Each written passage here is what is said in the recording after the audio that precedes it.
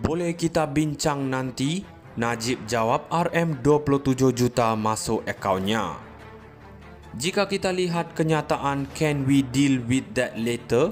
daripada Najib Razak dalam perbicaraan hari ini, yang mencerminkan satu strategi politik dan undang-undang yang cukup biasa apabila berdepan dengan persoalan sensitif. Kita kena ingat RM27 juta bukan angka yang kecil. Apabila wang sebesar ini masuk ke dalam akaun peribadi seseorang, terutama bekas Perdana Menteri, sudah tentu rakyat dan mahkamah berhak bertanya dengan jelas dan telus. Peguam plaintif Lim Chi Wee telah mengemukakan soalan yang cukup jelas dari mana datangnya RM27 juta itu. Najib dalam responsnya nampaknya lebih selesa untuk menunda perbincangan ini. Kenapa tunda? Jika benar-benar tiada yang disorokkan, mengapa tidak terus jawab dengan bukti yang konkret? Dalam konteks ini, Najib seolah-olah berusaha mengelak daripada memberi penjelasan terus, yang menambah lagi kecurigaan terhadap sumber dana tersebut. Bolehkah program CSR menjadi alasan yang sah untuk dana sebesar ini? Ini satu persoalan yang sangat penting kerana kita tahu betapa banyak syarikat dan organisasi menggunakan alasan CSR untuk menutupi aliran wang yang sebenarnya mencurigakan. Apabila kita bercakap tentang SRC International, kita tak boleh lari daripada melihat kes yang lebih besar.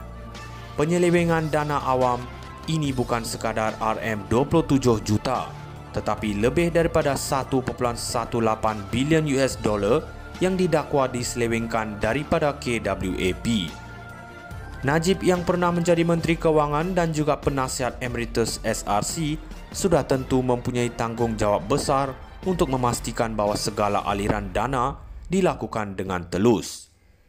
Namun apa yang kita lihat di sini ialah pola yang sama.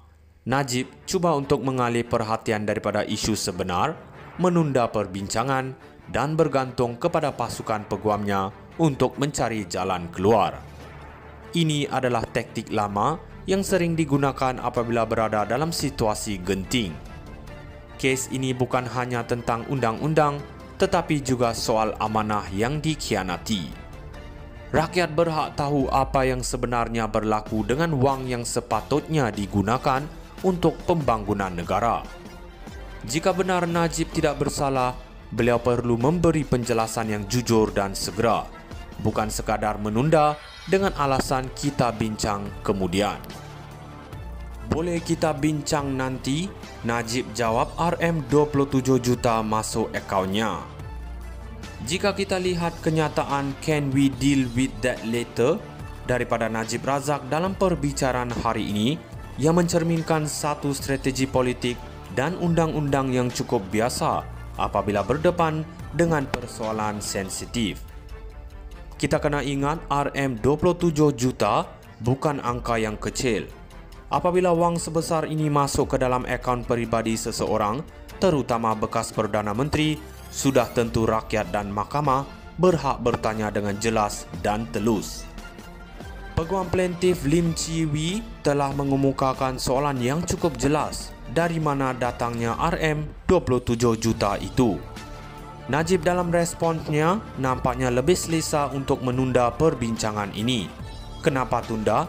Jika benar-benar tiada yang disorokkan, mengapa tidak terus jawab dengan bukti yang konkret? Dalam konteks ini, Najib seolah-olah berusaha mengelak daripada memberi penjelasan terus, yang menambah lagi kecurigaan terhadap sumber dana tersebut. Bolehkah program CSR menjadi alasan yang sah untuk dana sebesar ini? Ini satu persoalan yang sangat penting kerana kita tahu betapa banyak syarikat dan organisasi menggunakan alasan CSR untuk menutupi aliran wang yang sebenarnya mencurigakan. Apabila kita bercakap tentang SRC International, kita tak boleh lari daripada melihat kes yang lebih besar. Penyelewengan dana awam ini bukan sekadar RM27 juta, tetapi lebih daripada 1.18 bilion US dollar yang didakwa diselewengkan daripada KWAP. Najib yang pernah menjadi Menteri Keuangan dan juga penasihat emeritus SRC sudah tentu mempunyai tanggung jawab besar untuk memastikan bahawa segala aliran dana dilakukan dengan telus. Namun apa yang kita lihat di sini ialah pola yang sama. Najib cuba untuk mengalih perhatian daripada isu sebenar, menunda perbincangan dan bergantung kepada pasukan peguamnya untuk mencari jalan keluar. Ini adalah taktik lama yang sering digunakan apabila berada dalam situasi genting. Kes ini bukan hanya tentang undang-undang, tetapi juga soal amanah yang dikhianati. Rakyat berhak tahu apa yang sebenarnya berlaku dengan wang yang sepatutnya digunakan untuk pembangunan negara. Jika benar Najib tidak bersalah, beliau perlu memberi penjelasan yang jujur dan segera, bukan sekadar menunda dengan alasan kita bincang kemudian. Boleh kita bincang nanti? Najib jawab RM27 juta masuk akaunnya. Jika kita lihat kenyataan "Can we deal with that later?" daripada Najib Razak dalam perbicaraan hari ini, yang mencerminkan satu strategi politik dan undang-undang yang cukup biasa apabila berdepan dengan persoalan sensitif.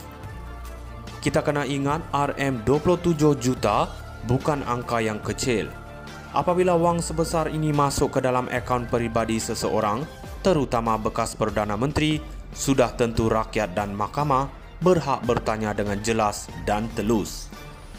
Peguam plaintif Lim Chi Wee telah mengemukakan soalan yang cukup jelas, dari mana datangnya RM27 juta.